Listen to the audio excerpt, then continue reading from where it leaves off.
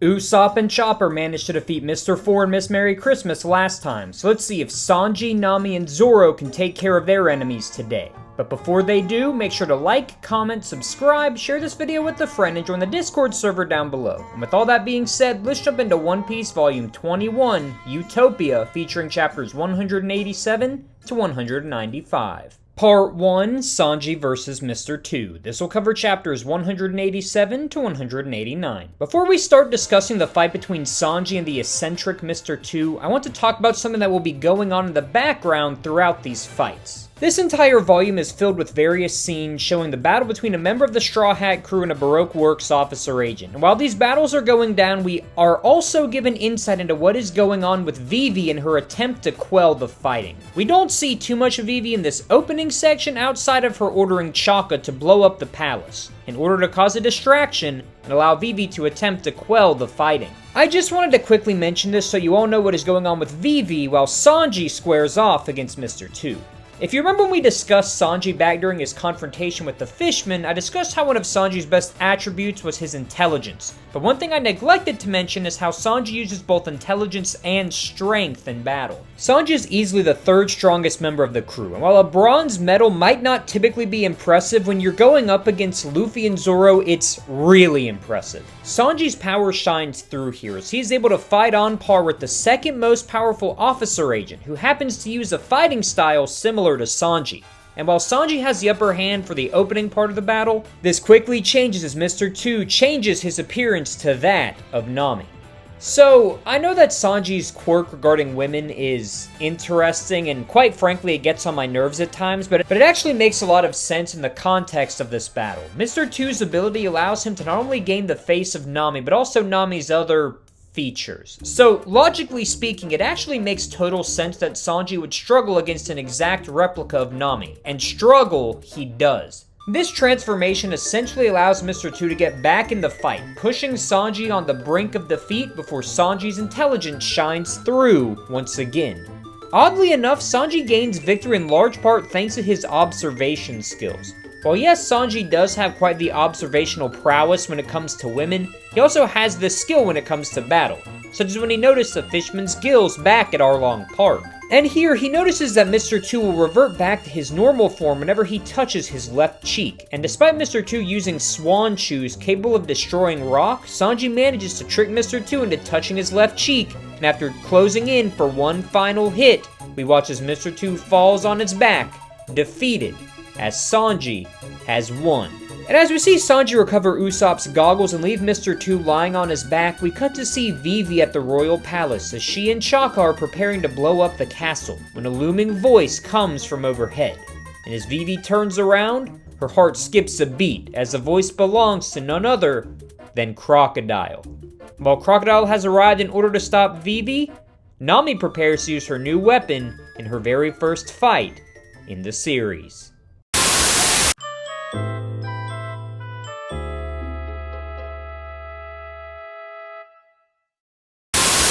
Part 2, Nami vs. Miss Doublefinger. This will cover chapters 190 to 193. So before we start, this part of the volume gives us one of the biggest revelations we have had in the series so far, as Crocodile reveals something that will be vital to the story moving forward. But we will get to that at the end. As for now, we get to watch Nami face off in her first true fight of the series against Miss Doublefinger. Now on paper, Miss Doublefinger should easily be able to defeat Nami. Zoro is occupied with Mr. 1, Nami has little to no battle experience, and Miss Doublefinger is an officer agent in Baroque Works who has obtained the power of the Spike fruit, which allows her to change any part of her body into a spike in order to skewer her opponents. So, how exactly is Nami going to find a way to win this battle? Well, thankfully, Usopp has constructed a new weapon for her to use, the weapon known as the Climate Baton. In concept, the Climate Baton is a perfect weapon for Nami, as the weather is something that Nami seems to have some sort of innate connection with, something that Vivi even noticed when she first sailed with the crew. So realistically, giving her a weapon like this would change the tide of battle instantly, right? Well, one minor thing, Usopp decided to construct this weapon for a dual purpose, as a weapon and as a party favor. And even worse, Nami has never used this weapon before, so I guess it's just game over, right? Well, Nami does struggle to figure out how to use the climb baton at first, but what I love about this is that it shows off Nami's agility and skills that she has garnered thanks to her role as a thief.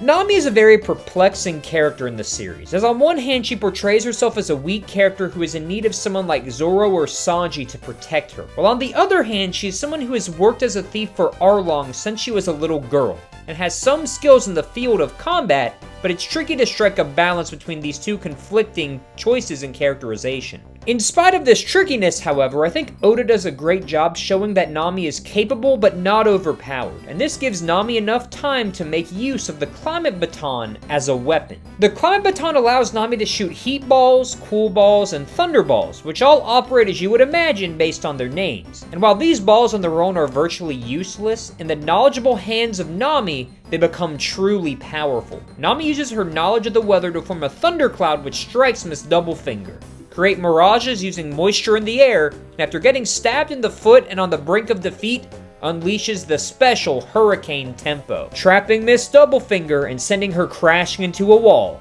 Miss Doublefinger is down, and Nami is victorious. I know that was a lot, and we will get more into Nami and her Climate Baton later, but for now, let's talk about the big reveals we get from Crocodile. Namely, the true reason Crocodile attacked Alabasta.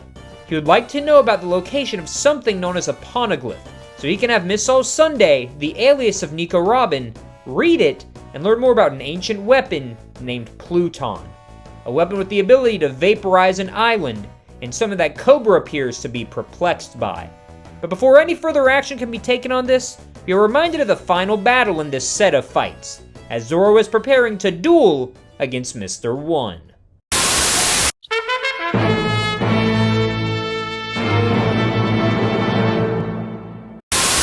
Part 3, Zoro vs. Mr. One. This will cover chapters 194 to 195. This final part of the volume is the shortest, but arguably has the most meaningful character growth out of everyone's favorite swordsman, Zoro. And this growth is a result of him facing off against Mr. One, who ate the dice fruit, making his body as tough as steel, meaning that if Zoro wants to gain victory against him, he'll need to learn to cut steel, which is something that he is currently unable to do. And let me be the first to say that this fight is brutal. Zoro is cut multiple times, and the imagery Oda presents us with is gory. And while it is a testament to how durable Zoro is, unlike every fight beforehand with the exception of his bout with Mihawk, Zoro's power is rendered useless by Mr. One, and Zoro is backed into a corner, forced to recall something that his master told him as a child. We are given a flashback to where Zoro's swords master presents us with an interesting concept. That being the ability of some swordsmen to cut through steel, but also not being able to cut through anything else. While at first this might seem like some weird philosophical gibberish, the concept causes Zoro to slow down and hone into his surroundings. And when he does, he begins to hear the things around him. Things such as rocks, the trees, and even the steel on Mr. One. Zoro choosing to slow down gave him a better view and understanding of his environment, and using this skill, Zoro manages to slice through Mr. One as the two charge at each other in one final chance for victory. And as the dust settles, Mr. One falls, and Zoro claims victory, having learned to cut steel in the process. Now, I know this likely feels like an anticlimactic fight for some, and in some regards it is in comparison to the 3 other fights we've seen in this arc, but in my opinion, this fight has shown us the most character growth out of any we have seen in the series thus far. From the very start of the series, Zoro has been known for his strength, but also for his willingness to use brute force in battle, caring only about the result and his power in comparison to his enemy. This battle has caused Zoro to reset his focus, causing him to slow down and learning that brute force and power is not the only thing needed to be a great swordsman. But intelligence, finesse, and patience are incredibly important skills in the art of being a masterful swordsman, and moving forward, I'm sure that we will see Zoro use these skills in battle and continue to learn the skills necessary for him to achieve his dream. Zoro is a character that grows and is not the typical strong character who has little regard for skill in battle stereotype that we see in many other stories. But while Zoro has gained victory here, Vivi finds herself in a precarious situation. As Crocodile prepares to strike, the only thing standing in his way is Vivi and Chaka, who is prepared to fight in the next volume. But that does it for today's episode. Make sure to like, comment, subscribe, join the Discord, and share this video with a friend. And I will see you all next Friday for Volume 22. But until then, I hope you all have a great weekend and a good week. I will see you all then.